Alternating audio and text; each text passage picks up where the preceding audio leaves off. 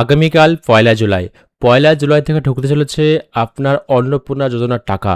যদি আপনি পয়লা জুলাই অর্থাৎ আগামীকাল টাকা না পান, সেক্ষেত্রে কী করতে হবে আপনার জেনে নেওয়া কিন্তু খুবই জরুরি। যদি না জানেন তবে কিন্তু টাকা পাবেন না। তা ভিডিওটা অবশ্যই প্রথম থেকে লাস্ট পর্যন্ত মন দিয়ে দেখবেন, কোনো জায়গায় বাদ দেবেন না। তা চলুন দেখে নিই। তা বন্ধুরা, অনস্ক্রিনে দেখতে পাচ্ছেন অন্নপূর্ণা টাকা ঢুকবে এবার, আর মাত্র একদিন। পয়লা জুলাই ফের ঢুকবে অন্নপূর্ণা যোজনার ৩,০০০ টাকা। কারা পাবেন? আবেদন করা সত্ত্বেও টাকা না ঢুকলে কি করবেন? অযথা বিভ্রান্ত না হয়ে আপনাদেরকে জেনে নিতে হবে যে সরকারের নিয়ম কি রয়েছে। তা ফের আসছে খুশির দিন, বাংলার মহিলারা পেতে চলেছে অন্নপূর্ণা যোজনার পরবর্তী কিস্তির ৩,০০০ টাকা। রাজ্যের নতুন সরকারের ঘোষণা অনুযায়ী পশ্চিমবঙ্গ সরকারের অন্নপূর্ণা প্রকল্পের আওতায় থাকা মহিলা সুবিধাভোগীরা প্রতি মাসে সরাসরি তাদের ব্যাংক অ্যাকাউন্টে ৩,০০০ টাকা পাবেন।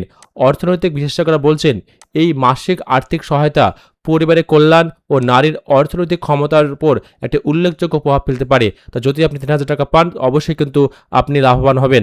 তা এই প্রকল্পের জন্য কিন্তু অনলাইন আবেদন গত ৫ই জুন থেকে নেওয়া শুরু হয়েছে।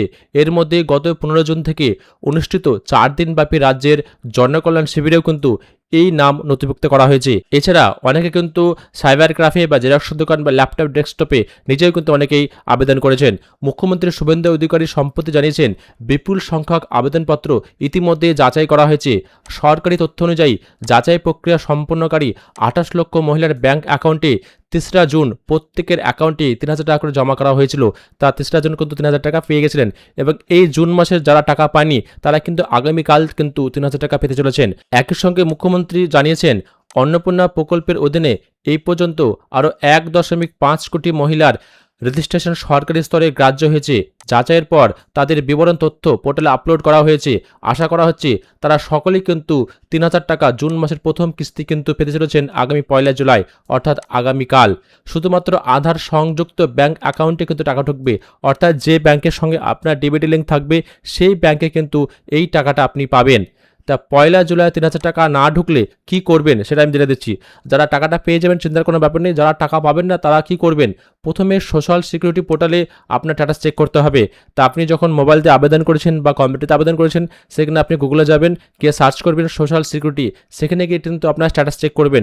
এক্ষেত্রে যদি আপনার অ্যাপ্রুভ দেখায় তাহলে কোনো চিন্তার করার নেই, খুব শীঘ্রই টাকা পেয়ে যাবেন। তা আপনি যখন চেক করবেন, চেক করার সময় যদি আপনার ফর্ম সাবমিটেড দেখায় তাহলে কিন্তু অনলাইনে ফর্ম সাবমিট হয়েছে, কিন্তু যারা ভেরিফাই করবে সেই অফিসিয়ালের হাতে পড়েনি।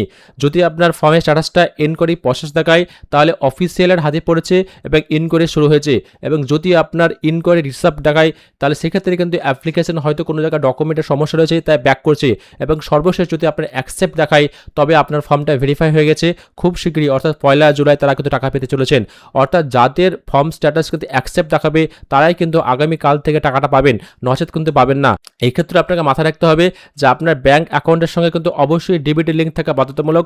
যদি আপনার ব্যাংক অ্যাকাউন্টে ডিবিটি লিঙ্ক না থাকে সেক্ষেত্রে কিন্তু আপনি টাকা পাবেন না। আপনারা জানবেন, ফর্ম ফিল আপ করার সময় কোনো রকম কিন্তু আপনার ব্যাংক অ্যাকাউন্ট জমা নেওয়া হয় না, অর্থাৎ আধার কার্ড বেসিসে। অর্থাৎ আধার কার্ডের মাধ্যমে আপনি টাকা তুলতে যেমন পারেন, সেরকমই আধার কার্ডের মাধ্যমে কিন্তু টাকাটা আপনার ব্যাংক অ্যাকাউন্টে ঢুকেও যাবে।